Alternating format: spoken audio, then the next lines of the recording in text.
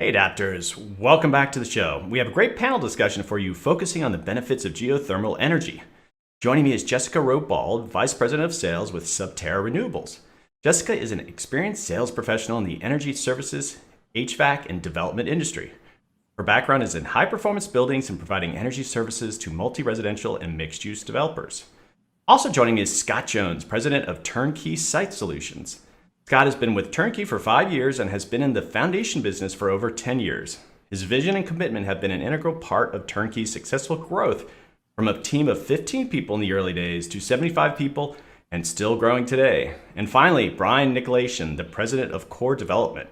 Brian is responsible for overseeing Core's operations, strategic planning, and investor relations, as well as structuring and negotiating the acquisition, financing, and disposition of real estate opportunities for the company. Hi, Brian, Jessica, and Scott. Welcome to the show. Hi, Doug. Hey, Doug. Thank you. Thanks for having us. All right. Been looking forward to this discussion. Going to learn about geothermal energy. Let's just jump right into this. Jessica, I'm going to start with you. And so we've got this great panel here, but what's bringing the three of you guys together here today? Absolutely. We're here today to talk with one of our inaugural clients about all things geothermal construction, talk about the benefits of geothermal, and walk through some of the processes that we see when implementing a geothermal system and how easy it can be. All right, so I want to give some more context to what is geothermal for those who really don't understand what it is. It might seem obvious, but for some, I guess it isn't. When we're talking about geothermal, we're talking about geothermal exchange. So we will be talking about using the ground as a storage battery for heating and cooling. So that way in the winter, we're using the thermal energy that we've stored in the ground to heat the building. And then in the summer, we reverse that cycle and we're removing the heat from the building and storing it in the ground. So that way we can again exchange it in the winter. So with this system, what we're doing is we are drilling a closed loop system, typically between 500 feet and 1,000 feet deep. And oftentimes with our projects, it's right below the footprint of the building. And that is the type of geothermal that we're talking about today. So not electricity generation, we're talking about geothermal exchange. Okay, all right, Brian, I'm going to shift over to you now. So you're with Core. Why has Core Developments decided to use geothermal in its portfolio? Yeah, for several reasons. I mean, firstly, one of our key principles as a company is to be conscious of our carbon footprint. Development in general has a significant impact on the environment. The common perception is that the automotive industry is the largest carbon emitter, when in fact about 2/3 of carbon emissions in cities like Toronto are produced from buildings. I mean, that's a pretty staggering figure. Automobiles represent about half of that contribution. Secondly, institutional and private capital, and what we're seeing this more notably with younger generations, is that they're showing an increasing interest in putting their money where their values are. ESG criteria, and I'm referring to environmental, social, and governance, and in this case, the emphasis on environmental, is becoming increasingly important as to which projects institutional capital is choosing to invest in. And lastly, upcoming changes to Toronto's green standards policy. I mean, it's really making the incorporation of geothermal a need to do versus a nice to do. Well, I guess, maybe provide a little bit more history on that. So is geothermal something you've been thinking about or in doing for a while, or is this sort of a more recent pivot? No, well, we've been looking at geothermal now for the last 4 years. I mean, in all of our projects, most of our projects, we've incorporated geothermal. There's a significant amount of benefits that we gain out of it. So we think it's the right thing to do from an environmental and principle standpoint, and economically, it's definitely a great thing to do. All right, I'm going to stick with you just a little bit longer. So what is your experience from the client perspective in installing these geothermal systems? Is it an easy process? Is there a lot of education that has to happen? First off, it's been very positive. I mean, hats off to the Subterra team and Turnkey. I mean, they've just been phenomenal to deal with. I mean, they've been very knowledgeable. They've added real value as part of the consultant team, particularly at the design stage. There is, historically been a lot of misconceptions about geothermal, a lot of myths today that are not factual. And, the Subterra team has done a great job of bringing that education to the forefront. And the experience has been seamless. I mean, there was really no impact to the overall project schedule. I mean, the geothermal work that needs to be done, it's done simultaneously during the excavation and shoring process of a project, which, from our perspective is a real advantage to the project timeline. You don't see any lag in the production or the schedule of your projects. And that's a key point. So integrating it, from the beginning right through to the construction phase has been very seamless. All right, great. And Scott, I haven't forgotten you. So can you provide us an overview of the geothermal installation construction process? Yeah, absolutely. So as Brian touched upon, we get to start the project first. So we complete the vertical drilling from existing grade prior to any excavation. So this, coupled with the fact that geothermal drilling doesn't actually require a permit, means we can complete the installation without any impact to the critical path of the construction timeline. So we mobilize the equipment to site. We start drilling and installing the loops. After we've completed the borehole drilling and the loop installation, we countersink the loops. So we cut them below grade of the foundation slab for the completed well field. And then when shoring and excavation commence, it does not interfere, the loops do not interfere with the bulk excavation. And then down the road, we return to complete the horizontal tie-ins once the excavation is complete.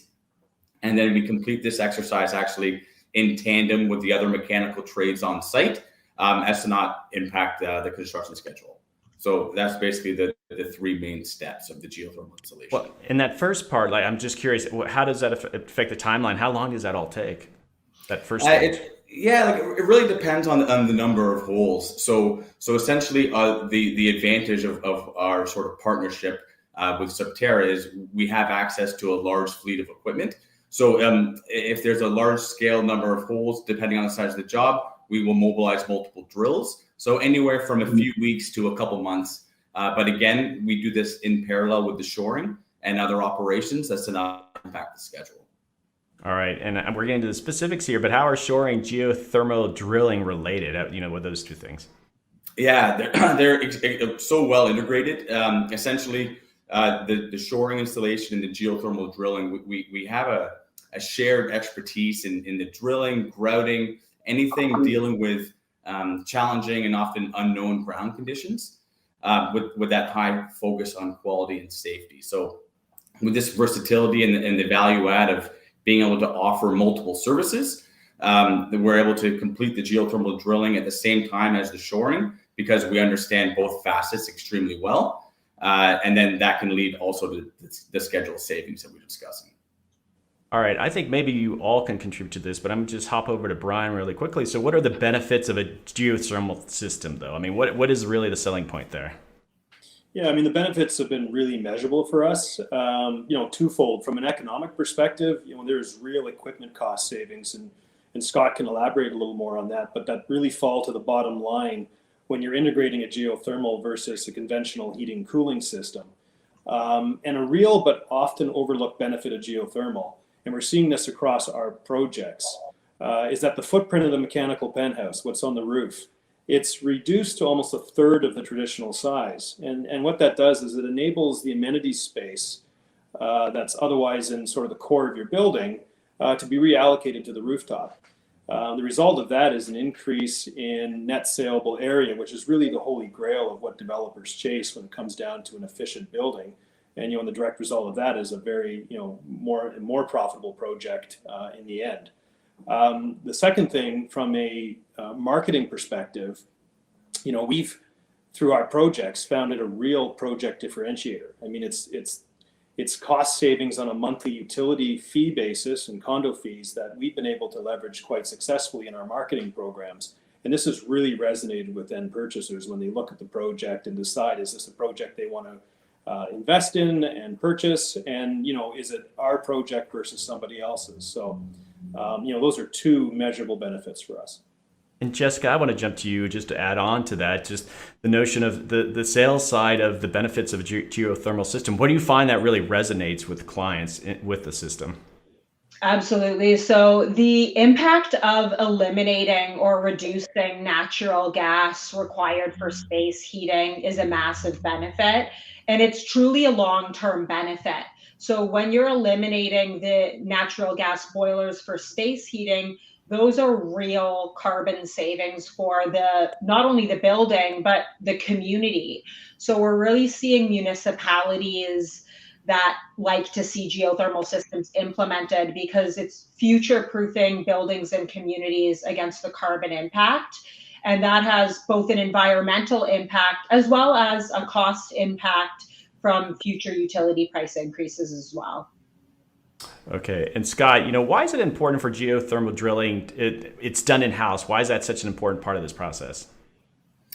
I'd say namely the key advantage is that the geothermal projects that Subterra are getting awarded in the sort of development phase of it. The projects are often 18 or 36 months out from start date. So by having the drilling capabilities in-house, we're able to commit and stick to a timeline when we sell the systems to the developers and the owners, and be able to follow through and actually complete the work. So that's one main advantage, just to ensure that no impact down the road when construction schedule actually starts.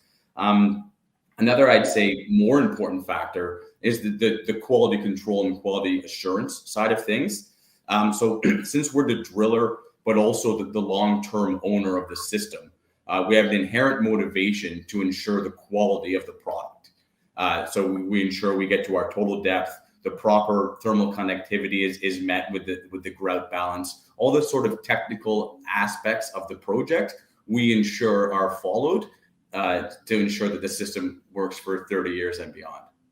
And Jessica, I wanted you to weigh in on that question too.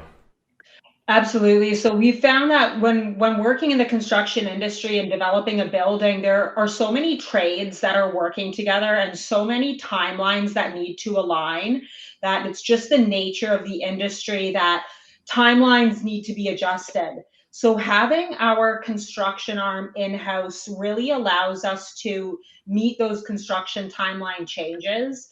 It means that we may have originally allocated 2 rigs to a job, but because of the developer's requirements, they need us to complete the drilling faster.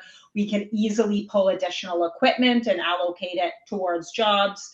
So it's really tailoring to our developers' needs and not having to go out to a third-party company to be able to make those changes.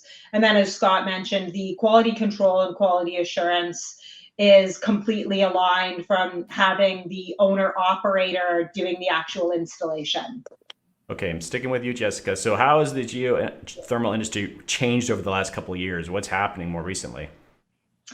More recently, I'd say that the adoption of geothermal technology, specifically in Ontario and the GTA, has significantly increased over the past 12 to 18 months. We know that geothermal technology has been around for a very long time. It's been implemented worldwide, and locally in Canada, it's been implemented by the P3 space, institutional, hospitals, but we're really seeing a major uptick in the multi-residential development industry using geothermal technology. And I believe that it's because of 2 main reasons: having the business model that's available, the kind of energy as a service business model that's available now, as well as we're seeing municipalities having programs such as Toronto Green Standards, where they're really seeing the value of implementing geothermal systems. Carbon action plans are real. We're approaching our 2030 targets very quickly. So the industry in general is becoming more comfortable with the technology, and we're seeing significantly increased adoption rates. All right, Brian, I want to go back to you just really quickly too, just in the notion of more recently in the trends. Do you find when you're talking with clients and such, like bigger, broader issues, like, we're hearing about COP26 right now, this big climate meeting that's going on. Are clients thinking about those issues, maybe, government mandates or encouragements as you work with clients and trying to install something like geothermal? Yeah, listen, it's always at the forefront of the conversations. I mean, the people that we deal with, again, refer to, and so we're end user focused to a large degree, and and Jessica mentioned this, where is sort of the industry, where the trend's heading. So very much it's part of that discussion. When it comes to sort of the industry and the clients and the consultants, there is a ramp up, time for them that, they need to be more progressive on the forefront of understanding the benefits of green technology, specifically geothermal, and they're getting there. We're talking to architects and consultants now that have that in their initial vocabulary. But the key point right now is it's coming, whether you're ready or not. The Toronto Green Standards Policy, which today is a tier 1, tier 2 is sort of a volunteer, but when that tier elevates, you're going to have the green technologies like geothermal into your construction, into your design. It's going to be mandatory. So if people are laggards today, they're going to have to be understanding it and fully embracing it tomorrow. Great. And Jessica, I just think it's great that there's this partnership between your three companies, and maybe you can talk a little bit more about this. This is an ongoing thing. There's obviously going to be a lot more demand for it. And so this model is really working for you. Absolutely, yes. We became vertically integrated about 18 months ago, and it's been a game changer. Absolutely, we're bringing on additional business models, so that we're building out the technology side, building out the business side, and we see many future projects together. Okay, and as we're kind of wrapping this up. Scott, I want to go to you and the construction part of this. Are there resources that people really, schematics or animations that you could recommend that they could go to learn more about what you do in this part of the process? Yeah, absolutely. So our websites, if you go to STS Renewable website, as well as Subterra's website and Turnkey's website, we have access to a various subset of links and project portfolios, where we really illustrate exactly how the process works from top to bottom, overlapping the shoring and geothermal, or just on the geothermal side alone. And I'm going to go through all of you here. Brian, what about you? Because everyone has a different role here. What would you recommend for people to learn more? Is it better to reach out to your company directly? What do you recommend? Yeah, we for our perspective, our investors, both institutional and private, we're very vocal about our intentions with respect to geothermal. We have that, and I said ESG, which is something there that in terms of pension money and capital, it's where a lot of the interest is leaning towards. And again, environmental is a big component of that. People need to educate themselves, through those vehicles. Obviously, the internet is a great way of doing that. But you need to speak to the people that are the leaders in the space, because they're the ones who can properly give you the information and the education on the technology. This is a very, very old technology that has been around for decades and decades, and it's tried and true. So people need to understand the benefits as you integrate it into, in our case as a developer, and integrate it into our projects. So we spend a lot of time with our partners explaining, and it's not a difficult exercise, but it's something that they're very predisposed to learning, and they're actually they're very encouraged. One thing I'll say is that when we're out in the community, as part of our development process, we have to go out and do public meetings and open houses and engage the community on what our applications are. They are all ears on this. This is something they want to hear about. This is something they're very interested in, whether they have education prior to, or they're learning it for the first time through us. It's being very well received. Well, that's a great point. And Jessica, I'm going to shift to you and just maybe sort of a bit of wrap up here, but how does Subterra, in regards to communication and kind of keeping these partnerships going, and if they want to learn more, what should they do? Absolutely. Yes, feel free to reach out to us through our website, subterrarenewables.com, or directly to me on my email, jessica@subterrarenewables.com. We would love to speak to you, whether you're a developer, architect, engineer, home buyer that is buying in a geothermal project. Any questions you have, whether they're construction related, technology related, we're very excited about the growth of this industry and look forward to speaking to you.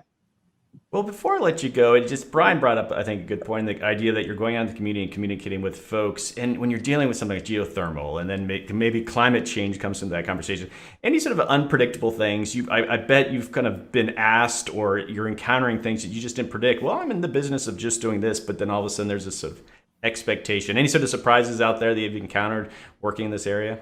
Anyone want to take a shot at that?